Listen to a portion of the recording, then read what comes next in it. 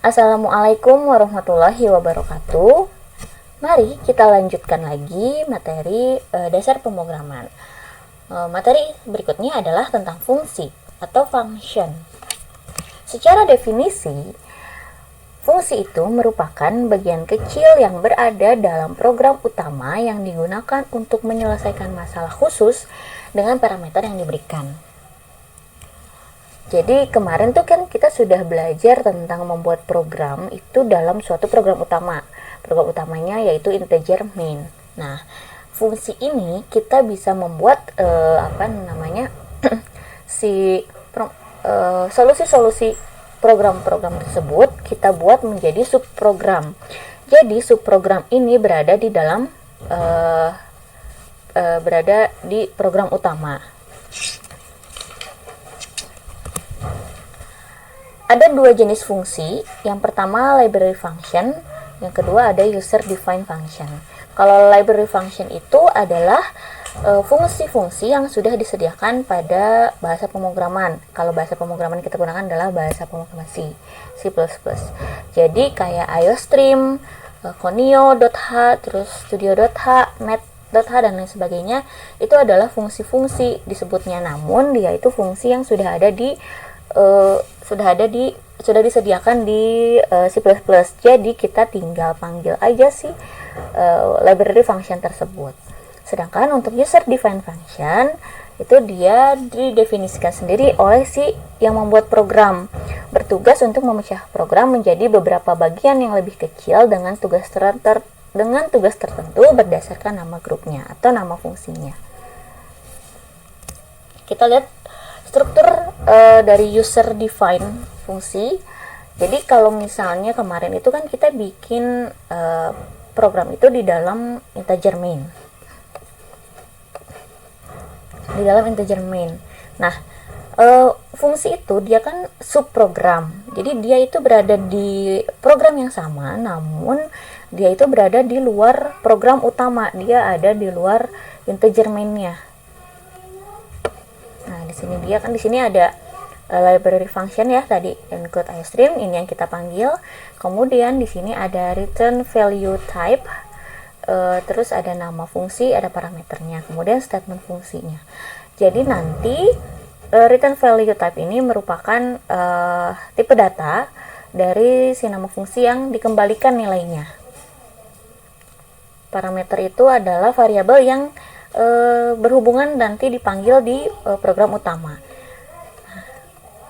Nama fungsi yang kita buat ini nanti dipanggil di program utama. Jadi nama fungsi yang dipanggil di program utama harus sama betul dengan nama fungsi yang kita buat. Mari kita lihat contohnya. Di sini ada contoh fungsi untuk tambah. Nah, biasanya kan kita membuat fungsi penjumlahan itu ada di dalam program utama. Misalnya input bilangan 1, kemudian input bilangan 2, kemudian kita proses operasinya di dalam program utama juga. Jumlah merupakan bilangan 1 tambah bilangan 2. Kemudian hasilnya adalah jumlahnya si out gitu ya. Nah, untuk yang sekarang kita bisa membuat fungsi, jadi si proses penjumlahannya kita buat menjadi subprogram. Di sini dia nama fungsinya adalah tambah. Nah, untuk integer ini adalah return value type-nya. Jadi tipe data si tambah ini adalah apa gitu? Adalah integer misalnya di sini. Kemudian di sini ada parameter yang dibutuhkan oleh proses si tambah ini. Untuk proses tambah ini akan ada dua bilangan, yaitu integer A dan integer B. Masing-masing variabel harus dideklarasikan tipe datanya, integer A, integer B. Kemudian prosesnya di dalam fungsi ini dia hanya melakukan fungsi untuk penjumlahan saja, C sama dengan A tambah B. Gitu. Return C di sini maksudnya dia mengembalikan nilai ke fungsi tersebut, ke fungsi tambah ini. Jadi C sama dengan A tambah B, hasilnya kan di C. Kemudian dia return C, maksudnya adalah C nanti hasil dari penjumlahan ini dikembalikan ke program utama. Jadi disimpan di si fungsi tambah, dikembalikan di fungsi tambah gitu. Nanti dipanggil di program utama. Cara panggilnya adalah misalnya di integer main ini, di program utama kita membuat dulu ya untuk inputannya, input bilangan 1 dan bilangan 2. Kemudian di sini ada jumlah. Jumlah adalah hasil proses dari pemanggilan fungsi tambah yang tadi.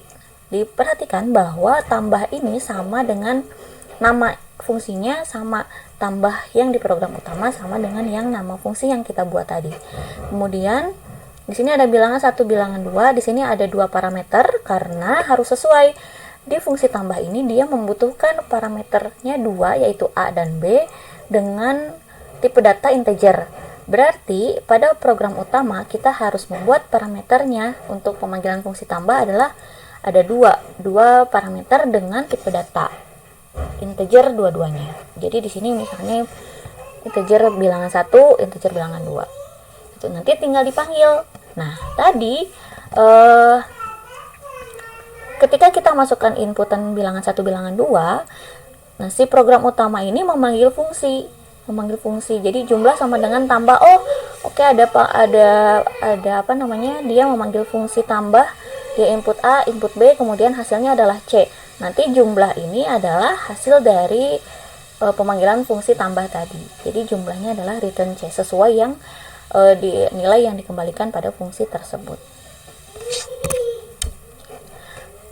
Variabel pada parameter ada beberapa yang harus diperhatikan. Yang pertama, jumlah variabel parameter aktual dan parameter formal harus memiliki jumlah yang sama. Yang tadi di sini ada parameter aktual pada program utama dan ada parameter formal pada fungsinya.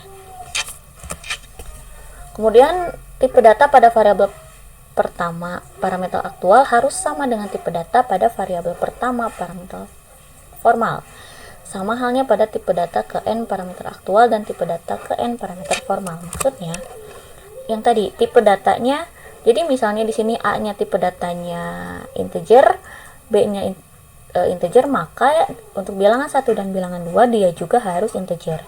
Kalau misalnya si A-nya itu adalah misalnya tipe datanya dia mintanya double, maka untuk bilangan 1 berarti dia tipe datanya harus double. Sedangkan misalnya untuk yang B dia tetap integer, maka bilangan 2-nya harus integer. Jadi harus sesuai, harus sinkron antara si fungsi yang dipanggil di program utama dengan parameter formal pada di fungsi. Sebuah fungsi dapat dipanggil tanpa harus memiliki parameter. Jadi mungkin saja fungsi nanti dipanggilnya tanpa ada parameter, asal di fungsi ini juga di deklarasi fungsi ini juga dia tidak meminta parameter. Jadi dalam program utamanya pun tidak perlu meminta parameter. Sebuah variabel dapat memiliki nilai standar pada suatu parameter tertentu.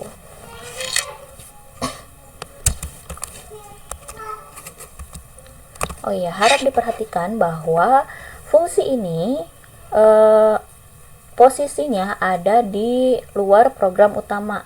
Kalau kemarin kita bikin misalnya if atau for, si kurung kurawal if sama si kurung kurawal for itu ada di dalam program utama. Beda dengan fungsi.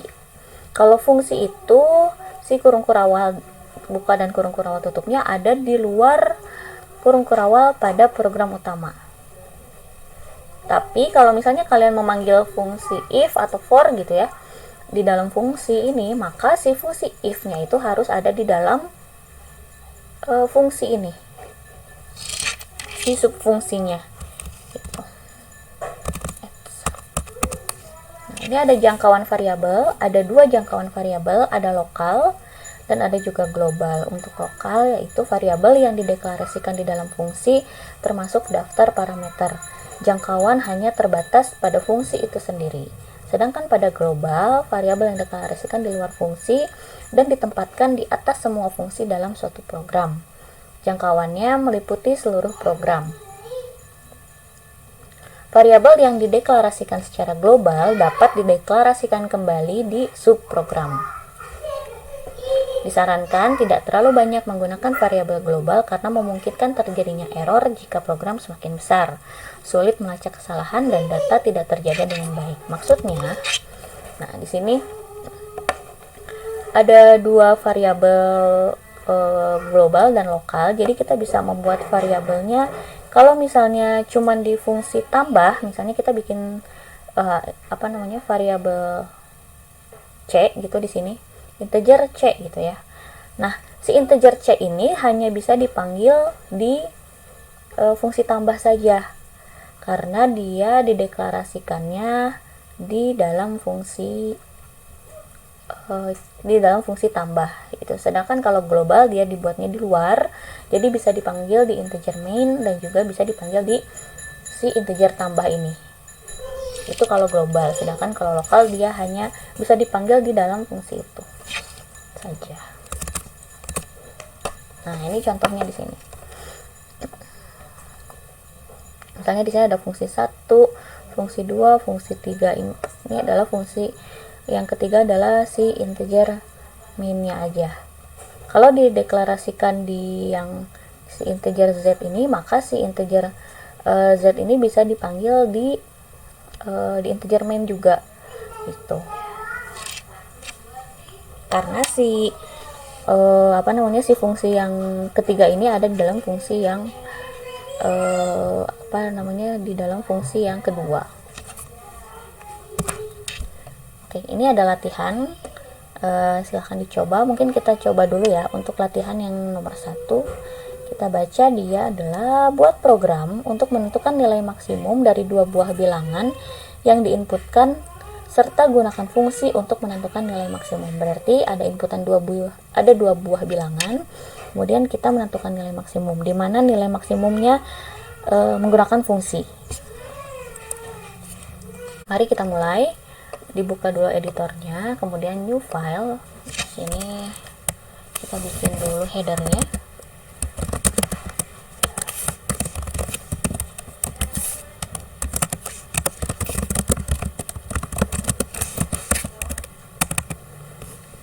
Tadi soalnya adalah menentukan nilai maksimum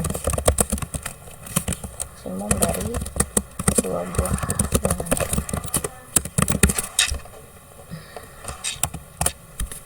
Kita bikin dulu integer main. Integer ini dulu aja. Integer maksimum. Nama fungsinya misalnya saya masukkan adalah integer maksimum. Kemudian kita deklarasi dulu tipe data pada parameter. Integer A dan integer B. Kurang awal. Misalnya ada dua buah bilangan, cara mencarinya gampang ya. If A bisa sama dengan B, maka kita deklarasi integer nilai maksimum.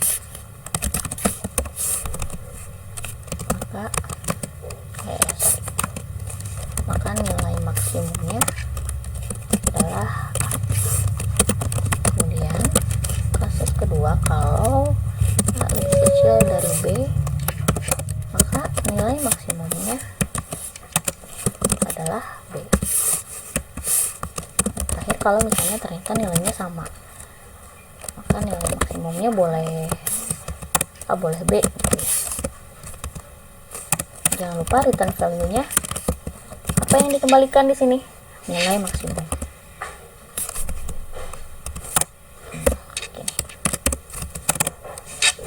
Ini adalah fungsinya untuk menentukan nilai maksimumnya antara si dua buah bilangan tadi, A dan B. Kemudian di program utama kita panggil si out bilangan 1.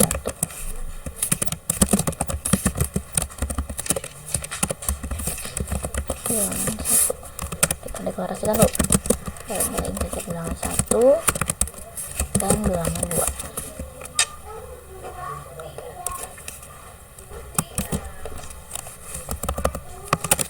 Kemudian untuk bilangan 2 Kemudian apa yang dilakukan? Kita mau memanggil si fungsi maksimum tadi karena kita mau tahu nilai maksimumnya apa. Misalnya nilai maksimum adalah, kita deklarasikan dulu, nilai maksimum adalah, kita panggil maksimum bilangan 1 bilangan 2 gitu ya. Nilai maksimum ini adalah hasil dari pengembalian nilai yang dipanggil di fungsi tadi, fungsi maksimum tadi. Ini harus sesuai. Kalau misalnya di bilangan satunya integer, maka karena dia yang diminta di sini adalah integer. Kemudian kita save. Nilai maksimumnya adalah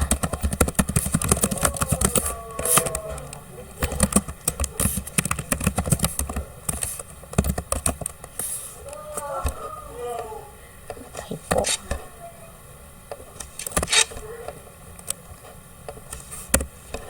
Jangan lupa kita save dulu. Save-nya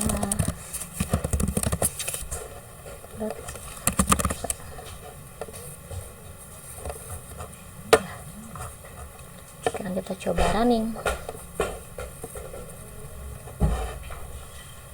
Nah, kita di sini input bilangan.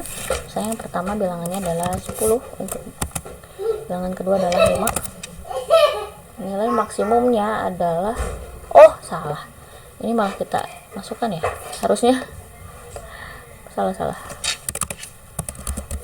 Nilai maksimum ini.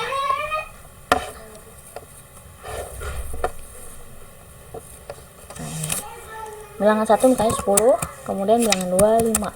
Nah, di sini nilai maksimum adalah 10 karena dia memanggil si maksimum ini, dia panggil integer A-nya sebagai 10, integer B-nya sebagai 5. Terus dia masuk mencari nilai maksimum ini di if. Gitu. Terus yang dikembalikan adalah nilai max-nya. Gitu. Sekarang misalnya kita coba nilai B, mana B ya?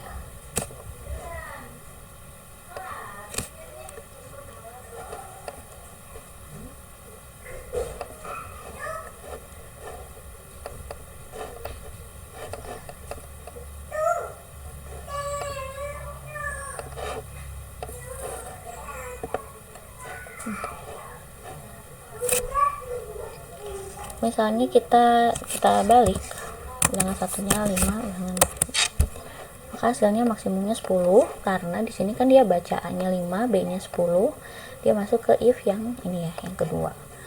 Kemudian yang terakhir misalnya kita masukkan bilangan sama. Oh salah ya, ini bilangannya beda, 8, hasilnya 8 karena dia masuk ke sini. Gitu. Semoga bisa dipahami. Silahkan banyak berlatih, dicoba juga latihan yang tadi ada di slide presentasi. Tetap banyak belajar, banyak berlatih juga. Boleh ditanyakan apabila ada yang tidak bisa dipahami. Assalamualaikum warahmatullahi wabarakatuh.